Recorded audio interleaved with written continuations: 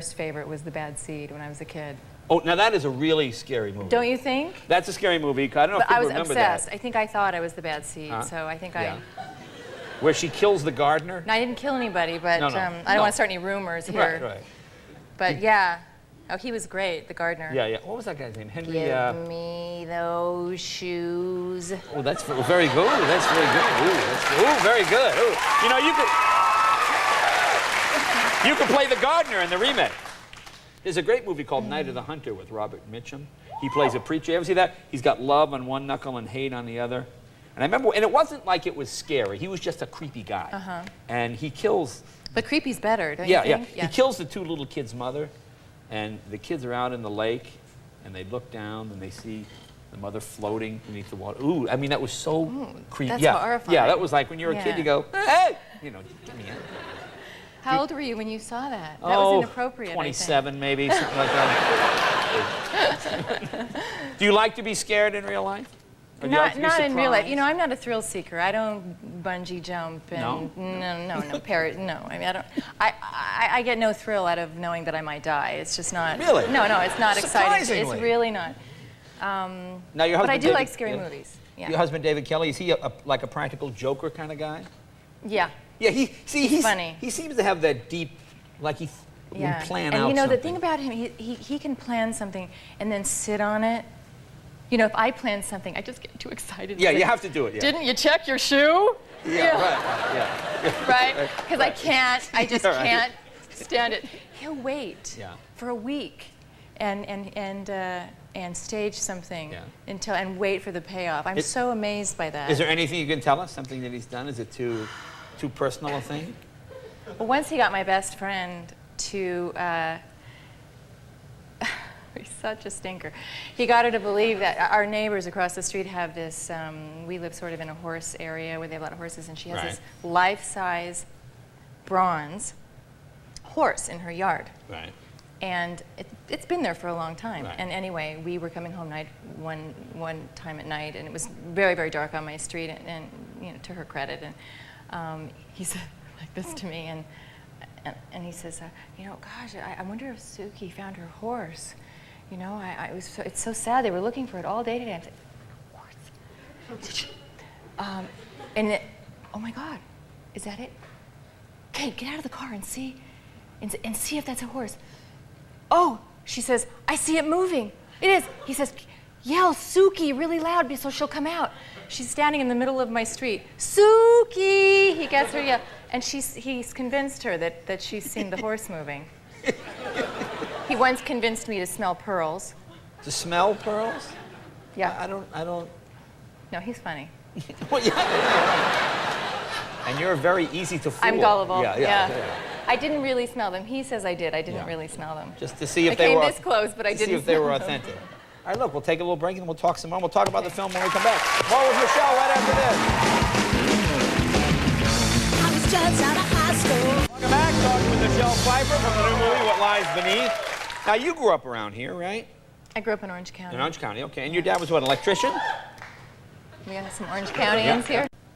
Well, you only have to build one once, really. I did, No, really? It was exhausting. You have to keep building them.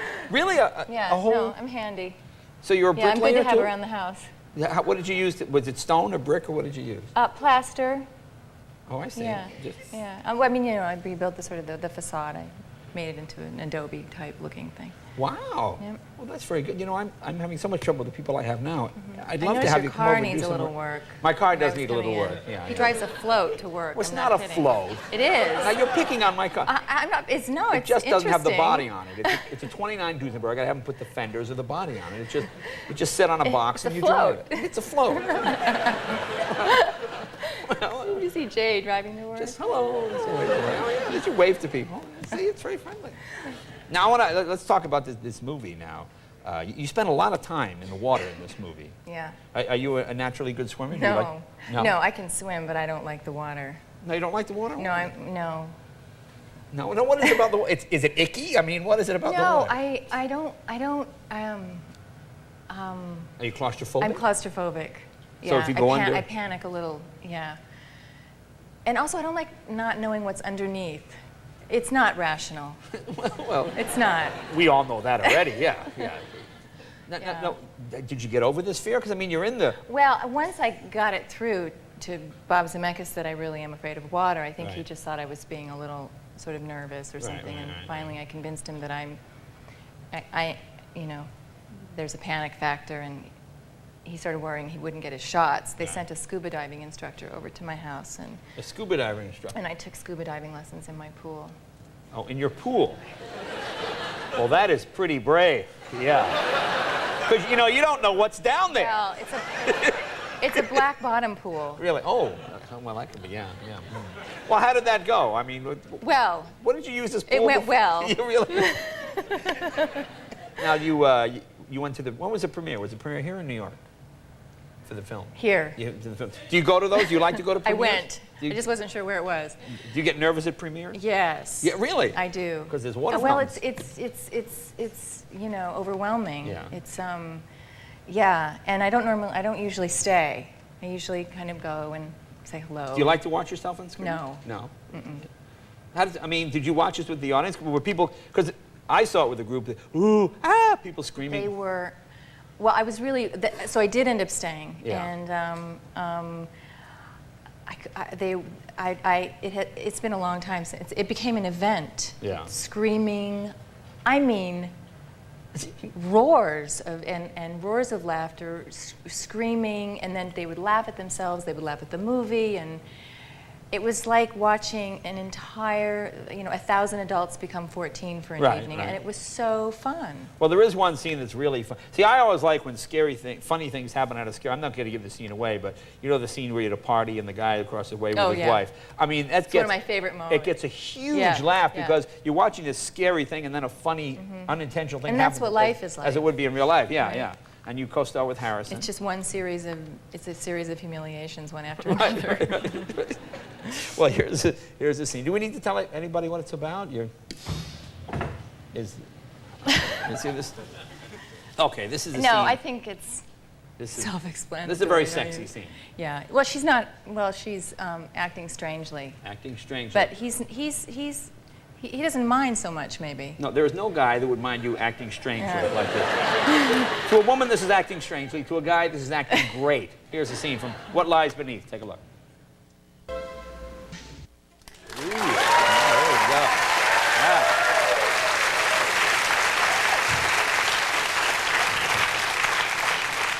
Yeah. Is that the real Michelle? Well, she's really very shy. Really very shy.